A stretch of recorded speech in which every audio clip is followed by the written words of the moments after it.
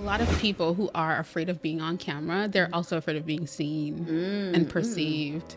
So for me, it's really important for us to treat people as people. So I like to think about it as if I'm in a room with someone, I won't like sit there and not recognize you or talk to you, right? Yeah. Granted, I'm an introvert,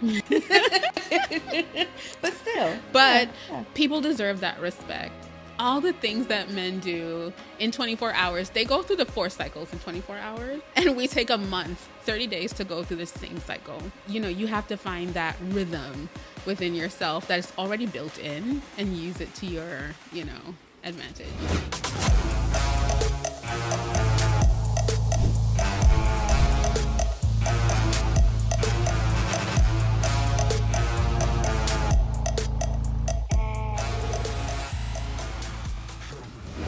What's up, Bold Move Besties? We are back with another episode of She Built Success. I am your host, Claudia. Get ready to push play. We have an exciting one to get down with.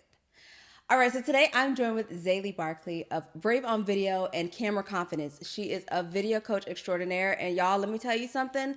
XayLi doesn't know it, but I'm gonna tell you right now. We go way back, even if she doesn't know. Since 2018-ish, I've been watching your journey. So XayLi, thank you so much for just joining me here. Thank you for having me. Oh my gosh, that makes it so much more special. Like, yeah.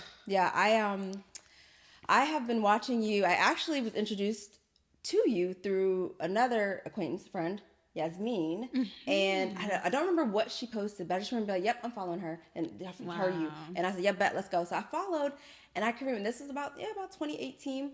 And I remember watching and just your energy, how you came, your presence. And I don't know you from at that time from a can of paint, but it was just, you could tell there was genuineness within your messaging. There was genuineness with how you were showing up. And the fact that you decided to show up in this space at this time is not an accident. So I want to give you all the flowers right now and let you know that you are doing the thing. Thank you. Yeah, I know we were talking a little bit before we actually started filming, and I noticed your bangle, and I said, "Oh, is that from Trinidad?" And you were like, "Yes." And I remember you mentioning, it could have been a live I think you might have been doing where you had mentioned Trinidad, and I was like, "Oh." And for me, my ties to Trinidad, the girl's dad is from Trinidad. Now, their biological dad has passed. Their biological dad's from Trinidad. But I wanted to just talk a little bit, and he was from Pinal. Oh my gosh. And so, I just wanted to talk a little bit about, what what Trinidad was like, or how it means and what it's like for you. That's such a deep but beautiful question. And first of all, he's from Pinal, which is the south of the island, which is where I'm from. I'm a country girl. Yes. And to me, Trinidad means so much. I feel like speaking about Trinidad, I need to have my Trinidad accent on. So it means so much. I was born there. There are so many things about me that when I came to the US, I tried to erase to fit in. And now that I'm older and more established and so much more confident in who I am, I embrace it so much. And I feel like a lot of people go through that journey of finding themselves, trying to fit in, and then figuring out. But I am Trinidadian, and I'm so proud of that.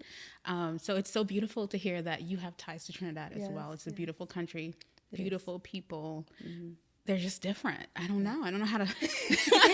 No, it's okay. I know when we've gone as a family back as well, because family is still, in-laws are still there, and we visit, and it's just, we enjoy the food. We're foodies. Oh, hello. Listen, doubles. Hello. We will go grab some doubles. You have bacon shark. Hello. And Maracas. Yes. Oh my gosh! If I tell you, I said okay. Now, so that, I mean, just that in and of itself, and you're absolutely right. It is such a beautiful island, and you're correct in the sense that we all go through that. Almost who am I now in this particular point in time, and what does that look like? Yeah. I think one of the things, or another thing that drew me to you, not only your story and just where you grew up and how you've evolved over the time, but it's how you express how you've evolved. It's not like you come in, how some people come in and they'll just be like, yep, this is it. I was this way the whole time. You can't tell. And it's like, no, man, everybody goes through changes. Like, come on. And so it exudes and it pours out in you when you're telling your story, but your story is not one that is dry or boring, or it's full of life and full of energy, and your transitions are like, it's like butter. Like, I'd be like, okay, ma'am. And so can you talk a little bit just about how you, obviously now showing up and how you're showing up, but how you just went through that transition, what that transition looked like for you, or that evolution, I should say, looked like for you? I mean, for me, first of all, God. Yes, absolutely. Period. Yeah. Right. It looks like butter, but I don't know what to share that it genuinely feels like. I feel like when I first came to the U.S., first of all, at 7 years old, I knew who I wanted to be, and I knew that waiting in Trinidad would not allow me to be my full self or do what I needed to do. And that came from a conversation with God, to where he said, you can't wait. At 7? Yes. I know That's when I became an adult for Yes, myself. yes. Literally. I had a rough childhood. And so that's when I realized, okay, so I need to do things and take action in a specific way at 7, which is so wild. But I came to the US and I knew what I wanted to do because I landed in the middle of Manhattan as an intern doing PR. And I was in college. I was working. I had like 4 jobs. Typical island, right? And I had to figure things out. And in doing PR, I learned about making money online, being a blogger. I didn't see anyone else like myself. And so I knew that that is what I wanted to do. I knew the message that I had. My message has always come back to self-esteem and confidence, always. Yeah. So as I climbed, I really observed myself and I started writing. I started a blog maybe in like 2007. Wow. And all right, let's go. Yes. So I started documenting, and I would document my journey, but this is real and it's what's happening. And I was able to learn how to share and express myself and tell stories based on my current experiences. I'm able to do it like, looking back in the past or even future pacing, like what I would like for myself. So it's a skill I built along the way. I was able to translate that on camera. So I'm a writer first. And I started really just dominating video. And I started getting questions from women who looked like me, like, yes. Hey, like, how are you so confident? How are you doing this? How do you understand the tech, the strategy, the breakdown of video in itself? And I feel like it's completely different for women. Yeah. Yep. Right. So that's kind of what I started to share in the online space. And I started realizing that I was inspiring others based on their words and what they shared with me. And I never take that lightly. Yeah. Listen, we be in the DMs talking all kinds. Hello. Yeah, I'm a connector. I don't take that lightly. I do not take the responsibility that comes with that lightly either. And I don't take connection lightly. I believe that people are placed in our lives, even when we don't know who they are specifically. I believe in people being human and being people, right? And that everyone, no matter who they are or what their walk or journey is, like people need to be respected and communicated with. A lot of times I answer messages and people are like, oh my gosh, you answered. And I'm like, right. Hello. Right. But that's where it comes from. Just wanting to share because I know I was placed here to be a vehicle or a vessel for other people to see and realize what is, possible for them. Yes. So. No, I know we've talked about this too, especially in the DMs, but just your ability to continue a conversation or cultivate a conversation, nurture a conversation, whether it's in the DMs, whether you're live, it resonates so well. I'll say with me, because I'm definitely that type of person that's like, if I'll DM somebody, no issues, and I'll start the conversation. But then sometimes I'm like, well, do they think it's kind of weird? I mean, I don't want to come across weird, but I'm genuinely excited. I mean, I know when and we can get to the camera confidence cards, but when those came out, I was like, yo, let's go. She was. I was like, I don't need them, but I want to just pour in and support. I'm so proud, but that came from watching you just evolve and continue to grow. And I was like, yo, she about to launch a product. Let's go, y'all. And then, I'm sorry, back to messaging. So, listen, I tell the audience, I'm like A and then C, and then we'll come back to B. So apologies for that, but let's roll with it.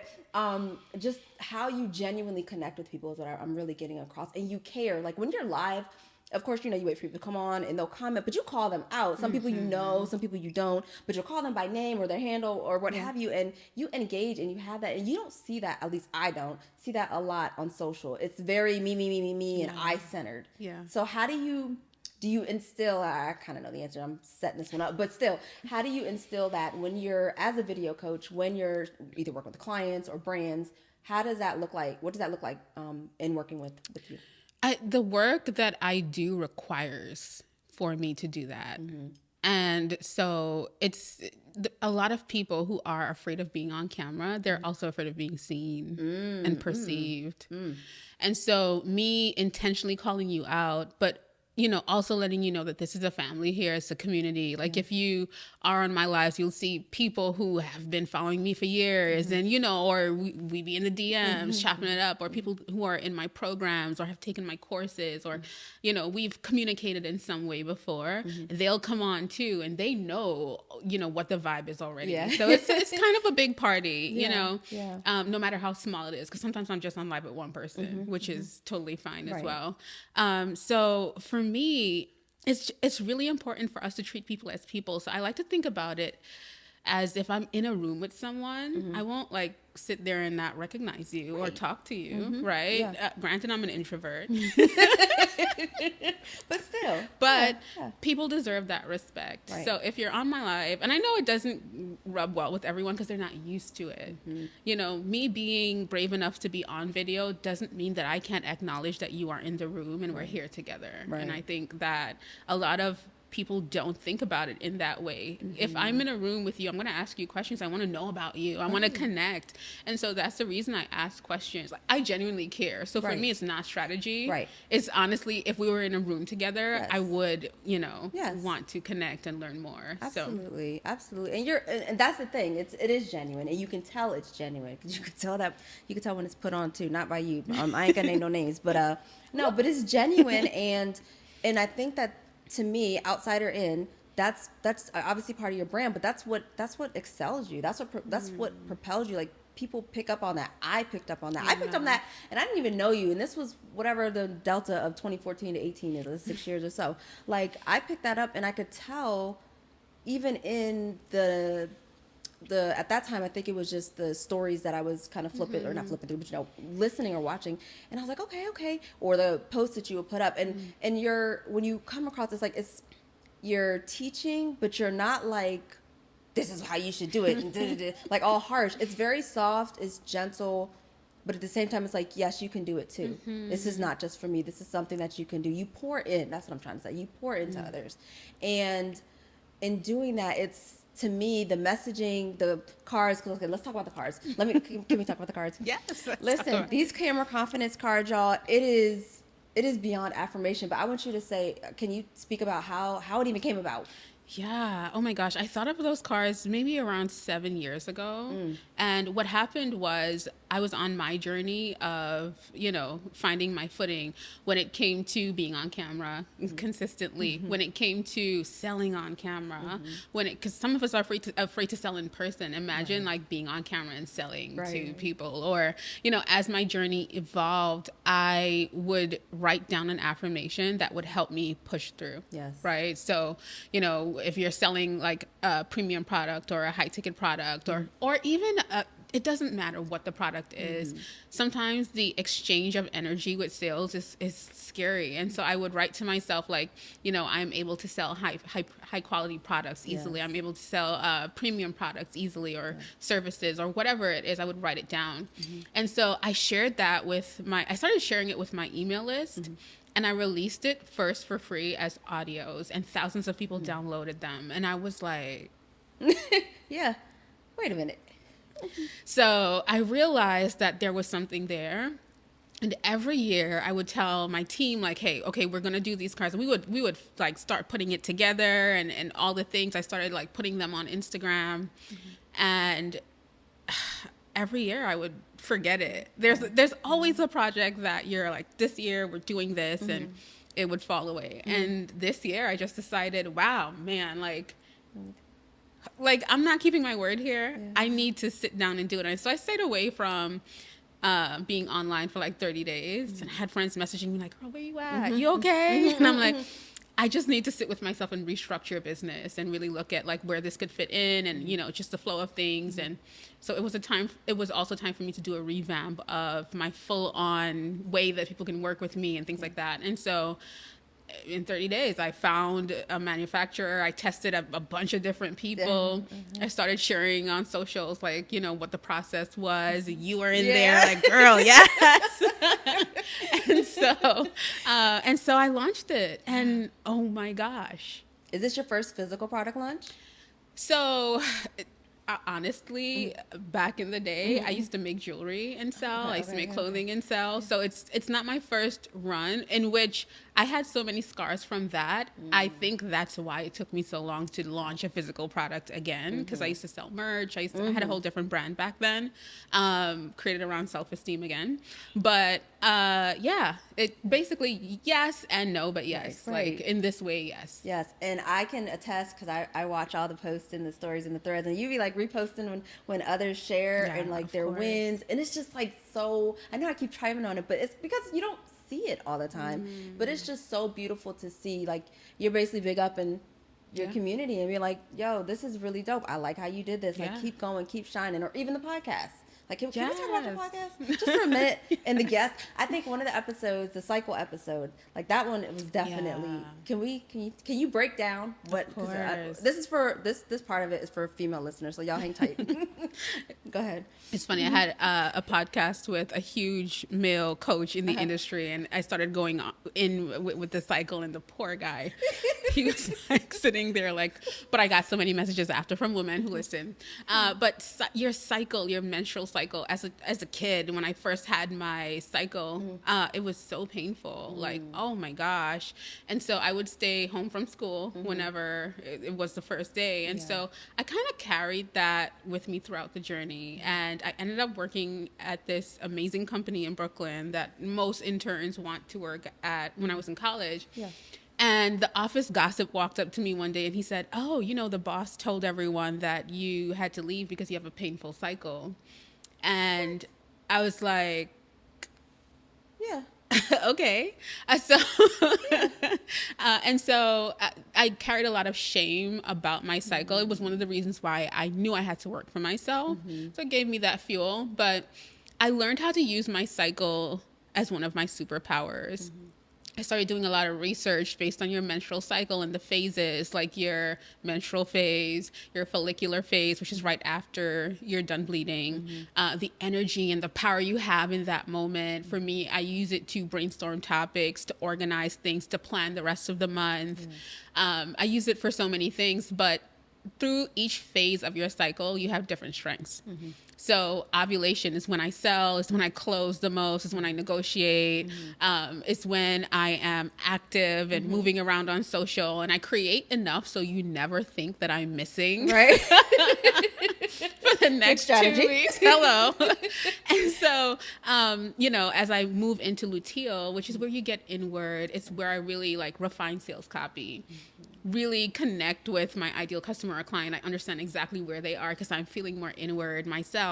And so, I'm able to fine tune things, work on detailed things. And then going into menstrual, it's rest. And I like to look at other industries and be inspired, look at documentaries while I'm resting, get inspired and fired up, because follicular is right around the corner. Yeah. And I can use what I learned in menstrual for follicular. And this allows me to, first of all, the burnout of being a creator or a business owner in the online space, it allows me to prepare in a way that is cyclical for that. Like, I'm always refreshed coming out of, my menstrual cycle. I get to rest and just turn everything off and just be. And usually people don't know. You might, if you are like an avid, like you look at my stories and I'm gone for like 3 days. It's like, oh, okay. Yeah. And then I come back with a bunch of energy, like, but I started sharing this years ago, and it's like people could not believe it because they started trying it as well. And I just, a lot of people started telling me they're doing it because I shared it. And of course, this is not something that I made up or came up with. But for me, I would listen to people like Kate Northrup I'm trying to remember other names who really speak about it, but because I've been doing it for so long, I found my own, space within it. And so it's so powerful to work with your body and your cycle as a woman versus trying to do all the things that men do in 24 hours. They go through the 4 cycles in 24 hours. And we take a month, 30 days to go through the same cycle. Wow. So the standards that you're putting on yourself, you have to find that rhythm within yourself that is already built in and use it to your, advantage. Oh yeah, I listened to that episode and I was like, okay, let me just go and map out my stuff so I can get my, not so much my life together, but just get together, the things that I can be more energized behind, and those things I need to just be like calm, cool, collected, chill back, be okay with, the fact that things move a little slow because I'm I want to go. Same.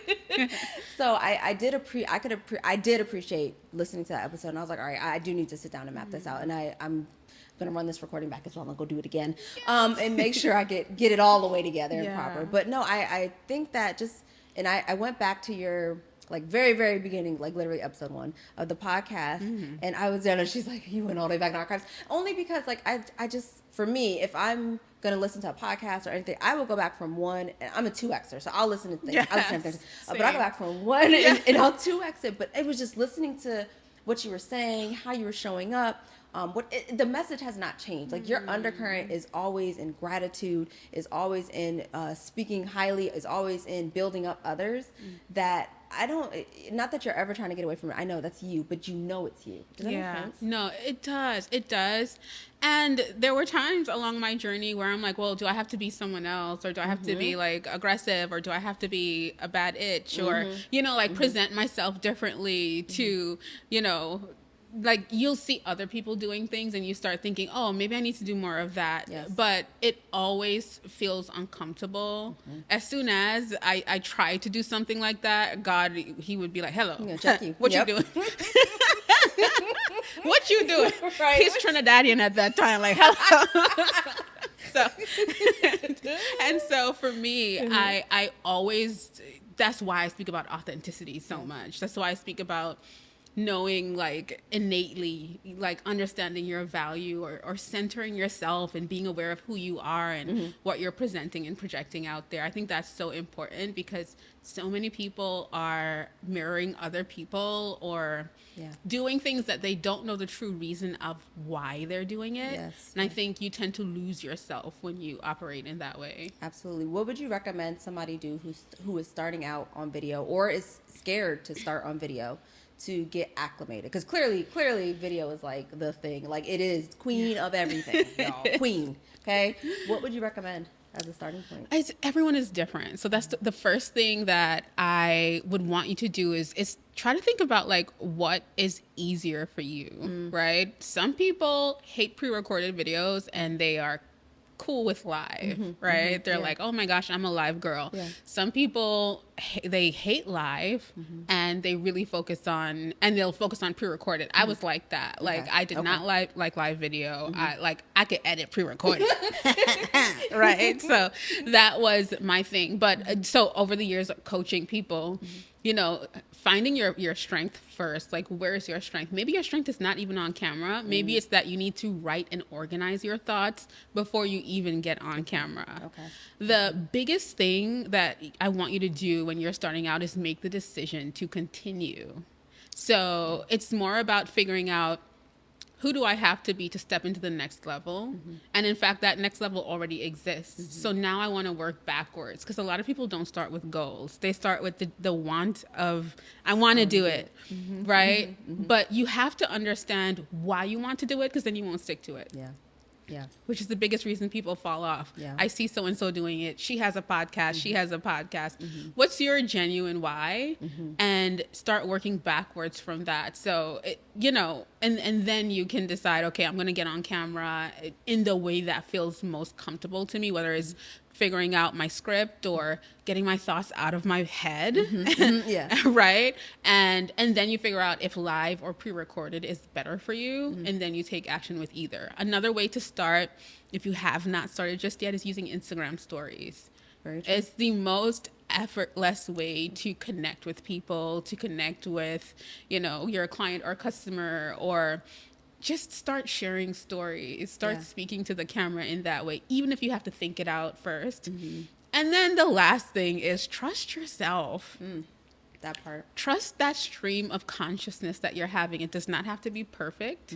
It does not have to be clear and said, perfectly or correctly or whatever it is. Like trust yourself, because God is asking you to show up in a different way. Yeah. Literally. Yeah. What's up, Bold Move besties? Guess what I'm offering? Government contract coaching for small businesses. It is your opportunity to get the real, the relevant, and the way to do government contracting correctly with the federal, local, and state government. Inside, you will get details on how to start in government contracting all the way through winning your first contract, which is, by the way, not guaranteed, but we're trying to get you there. So if you're interested, please sign up in the link below, and I will catch you in the next cohort. Oh, that's beautiful. I see in just some of the testimonials that others have said of you, just whether you share them or even previously in the podcast. I know one of your guests, I believe, was inside your coaching program. I think, I don't remember the young lady's name, but I remember her just saying, well, before I started, because, I think you were asking, like, what was your first video like? And she's like, well, before I started, I was here, and now I'm here. And I was like, and I just like the before and after, you even hear in the voice, it's like, it's like she went from, oh, before I was here, now I'm here. And it's just like, yes, like, but that's the transformation that it seems you bring about when you're working with your students and your clients, right? What is your definition of success? My definition of success is seasonal. Yeah. It's not an overall thing, because I think it changes as we grow and evolve. What would have been success to me at 7 years old, I'm living, walking, breathing that now. So it's like, ooh, like what's next, kind of. But my definition of success is being in service. Like so and in knowing that I am successful already, I am success. And I need to always remember that as long as I'm serving, there's success attached to it. So for me, that would be the definition, and I can see myself doing that till the day I die, literally. Like, wow. So no, that's beautiful. I've spoken about being of service, and just in the context of as a small business owner, and not always looking at the dollar sign and not always looking at what is in it for me, and instead is how can I best serve my client or my customer. So the fact that you even said that it's seasonal, but it's of service, is just that resonates with me. So I'm just gonna say that part. I think what are like some fun projects? What are some fun projects you got going? Ooh, fun projects. That you can share. I'm not for work or for your call. So I'm trying to figure out this closet right now. Okay. Listen. So that's a fun project right now. Just restructuring my class. I have a bunch of stuff that I want to throw out and get in, but also visualizing like, ooh, in a few years, what would I like my closet to look like? So it's a superficial fun project, but it's fun. but definitely something that I'm really like interested in right now. Other fun project right now is relaunching our Brave on Video membership. I'm super excited about it because I'm moving back into what feels really good for me, and that's pouring into others and coaching. And so just being able to help others by keeping them accountable with the plans that they set for themselves, and also teaching as well. So that's exciting and fun. I'm super excited to roll it out. I'm super excited to continue to have conversations around using video because it's so powerful. That's what's fun right now, I feel like. And I'm excited about this summer too. I don't know what it holds, but I'm excited about this summer. No, like, that's good. Yeah, summer That's fun. good. I like it. We all, and I'm a go person, and I'm for the most part, except when I'm in mom mode and some other things, I'm in work mode.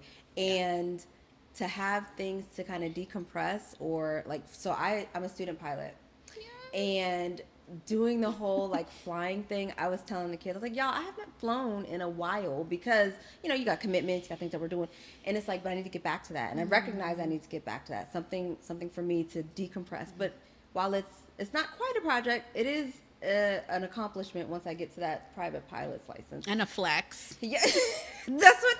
So my younger daughter was like, well, when I first told her, she's like, I get to say my mommy's a pilot. Hello. Oh my gosh. Like, that's a flex. Oh, thank you. So when I get to the point where I'm comfortable, I can't say necessarily I can fly to Dallas. Is a bit of a hike from DC, but if I can make it happen, I'm gonna make it happen. Even if it's like, Yes. I'm gonna have to stop. I'll fly through. Please Like, do. y'all, come on. Let me know.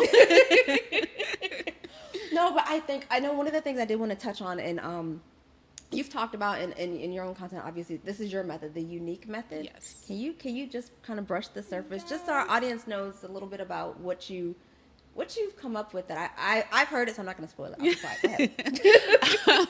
So the unique method, I created it really because people don't see the difference in themselves enough because they don't tap into it or explore it. So usually when I sit down and I do strategy sessions with clients, there are so much stories that they have within themselves and they don't understand like how to pull it out. I believe in every business owner having a story bank, right? So it's a bank of content that you have that you can pull out and share every so often, or things that you can lean on to get others interested or understand your authority. Understand who you are in your industry, especially as you build and grow, and understand, just as you go along and grow along. So I called it the unique method, but it really, the acronym is uncovering your story. That's the first thing that you need to do. Who are you? Like, what's been your experience? Like, you're talking to me and my story because I've intentionally told it. Yes. And so it's really important for you to get that out there. And especially when someone visits your profile on socials, like, how do they get to know more about who you are to see? Because we're looking to relate to people, literally. Right. And so many people leave that part out. I feel like even in our coaching space, a lot of people, they're so inhuman, like robots. Basically. Yeah. So this is a way that you can even integrate this into your content or soften yourself. Be authentic to who you are. Yes. So uncovering your story, first of all. The second one is using stories to navigate your industry, right? What's going on in your industry right now? How do you feel about it?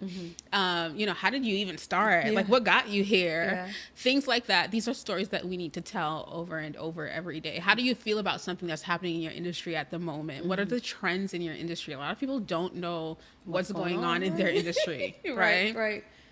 The other thing is incorporating everyday stories. And so that's so important because there's something that happened to me this morning that I can pull a story out of. Right. Every day there's a story that you can pull out. Like this morning, I was up early. I had a few things to get done, and then I was getting ready to come here. And oh my gosh, I was like, wait, this is earlier than I thought it was going to be. And so I was like, you got 15 minutes to put this jacket on and leave the house. And I did that, and I got here right on time. You were on time. You were right good. on time. But it's kind of like if I'm looking to do a video and I have no plan for it, and I feel like the time is coming up for me to do the video, I committed to this, I got to do it. And I have I didn't prepare. I didn't know what I was, going to say or before I go live or something. That it's the exact same feeling because now your heart is racing. Your heart's not racing because of the content that you're about to share. Sorry, not because of who you are, but it's racing because you don't know what you're going to say. You don't know what you're going to share. Yeah. So I just shared a little story that happened to me today, and I pulled it back to what my goal might be with my content, right? So sharing about video and why you're feeling the way you're feeling. Kind of thing. So incorporating your everyday stories, but it also takes observing yourself. And I believe in journaling and writing down, like processing what's going on with yourself every day. And the last one is your quest for authenticity. So it's UNIQ. And that quest for authenticity is something that a lot of people, they're processing things and hiding. And I believe in sharing as we go through something. Not everything now. Yeah. Listen, there's Hold such up thing now. as filter. Intentionally. But, like, what's next with you? Like, what are you currently processing right now? Like, how are you searching for yourself right now? What's next for you right now? And I think these are things that really help our brands to remain human versus us like you say, telling people you should do this or you should do that. Like, you know, well, why? What's your why with it? Yeah. And so I created the method just so that people have an easy way. For me, every single day, I tap into U, N, I, or Q easily, and I pull something out to share front facing on social. Now, as I was creating this method, there are people that we look at that are killing it in our industries in the online space. They do this. You just don't know that they're doing it. And so I realized that I was doing it as well naturally, but there are people who need a little extra structure. A little bit of structure. Help. Yeah. Yes. Yeah. So I created a list of prompts for people to download so that they have all the questions there or prompts, like, you know, so people get to know a little more about you. And then you have something that you can get on camera and connect and share about. Listen, that'll be in the description, so definitely check out the show notes if you don't mind. Can we? Yes, I would love that. Okay. Listen, I already just threw it in there, didn't even ask. Hello. No, I think it's just, I know I speak to different guests, and all my guests literally are just amazing. I can definitely say that, and I've met on all walks of life, all different types of journeys, myself, them. And the one thing I embodied in this conversation has just been genuine joy and showing up no matter what. I mean, and no matter what. Now, yes, we have our days where we're like, dude, you know, we're pushing pause, but showing up and being you. Yeah. Right? Do you find that whether it's with brands or with clients, it's hard to translate, especially when it's the bigger brands showing up, I guess, front facing for their customers and clients? Do you find that it's difficult for them to translate that? Not necessarily brand messaging, but to the point where the video has that warmth to it. Does that make sense? Oh, yeah. Let me tell you. That sounds loaded. I consult with brands about this all the time. There's a huge disconnect because, and so that's why they would have to hire influencers or creators to connect with the audience. So brands do have a disconnect with their audiences. And it's just because, now they're hiring on people as a full-time creator or someone to be the forefront of the brand or hiring creators. And I've worked with lots of brands in this capacity. And it's something that a lot of them struggle with. I hope they start figuring it out. But it's just it's just really transactional. Yes. So, yes. You're like, really? You just want my credit card? Yeah. Got it. Literally. Yeah. And I feel like as consumers, we're also looking for more. Now we're in a different time. Yes, your product is useful, but I want to know about you. Yes. What you doing back there? Yes. You know, we recently had a situation with a business who was doing very well, and he had no connection to his audience and then came out and said something crazy to his audience based on his own feelings, and social media went crazy, and he lost a bunch of people that were loyal to his company. But I can see in that moment he was probably only thinking about transactions and his emotions and feelings. And so, you know, I think there's a big disconnect there. And so, I mean, just even being careful about like how you come out and like, this was not the time for us to get to know you, sir. Right. You needed more processing time, sir. Hello. So I think it's the skill. Yeah. And it's the skill that it could be acquired because not everyone is open and, you know, people have different things that they're dealing with, or we have a generation that was taught that way. Right. You're absolutely transactional disconnect. Nobody needs to know anything about me or who I am. But then we look at companies that are doing very well and we realize, and there's pros and cons, don't get me wrong, but you know, the face of the company is out there, or the head of the company is out there, and they're very aware. And so if you look at larger companies, that's exactly what they're doing. They're usually building the company, and then the person is coming out, or maybe they have a representative. For example, Instagram, we have Mosseri, but we also have Zuck doing a lot. He's on a PR run. Even today, he's like answering threads, talking to people, connecting with people. It's a requirement now. It's no longer an option. Right. You can't just have somebody else go do your bidding, so to speak. What are you looking forward to with video, whether it's in a capacity of serving clients, brands, what have you, for the next year? Just 12 months. Yeah, for the next year, I'm really looking forward to more women being on camera confidently and elevating their brands, businesses, online presence, but also their income. That part. Hello. Yes. So that's what I'm really excited about. I'm excited to facilitate that run of the underdog woman who felt like, ooh, you know, I shouldn't say this or that. I shouldn't be on camera. I'm not good enough. I don't know enough. Yeah. I don't look good. I don't sound good. All of those things. Like, I'm interested in, but you're genius. Yes. Yes. You're a genius. You're in your current space or role facilitating for someone else, but you feel that calling of, or you're already impacting and you want to take things to a whole new level. Like, I'm really excited about seeing that woman flourish because it's time. Oh, I love it. Listen, Year of the Woman. You hear that from XayLi? I'm co-signing on it. There you go. Hello. Any parting words you want to leave our audience, or anything you want to say that we didn't get to touch on? Not really. I just want to leave, whoever's listening or watching, leave you with the words of realizing that where you are in this moment is not your end all be all. There is, like I said earlier in the podcast, another version of you that's already accomplishing what you desire to accomplish. You're looking at other people doing it and you're tired. Like, you're like, it's time for me to step into a whole new level of myself. Start where you are. Yeah. It's time. Yeah. Just start where you are today. And where you are right now is perfect. Mic drop. XayLi, thank you so much for joining me. Oh, I am just through the roof, through the moon, through all the things, I think that this episode will touch and impact many. I speak that into existence. So thank you. Thank you for having me. Absolutely. This is so good. You all, if you are not already subscribed, what are you waiting for? On YouTube, go ahead and hit that bell. We drop episodes every Wednesday. And if you're on audio, we got you covered. Every Friday, we drop an episode. Go ahead and hit the subscribe button so you do not miss an episode. If you haven't already, go head on over to XayLi's IG. We'll have that information below. And grab your pack of camera confidence cards because, yes, you're going to need them. I'll catch you on the next episode of She Built Success. Bye.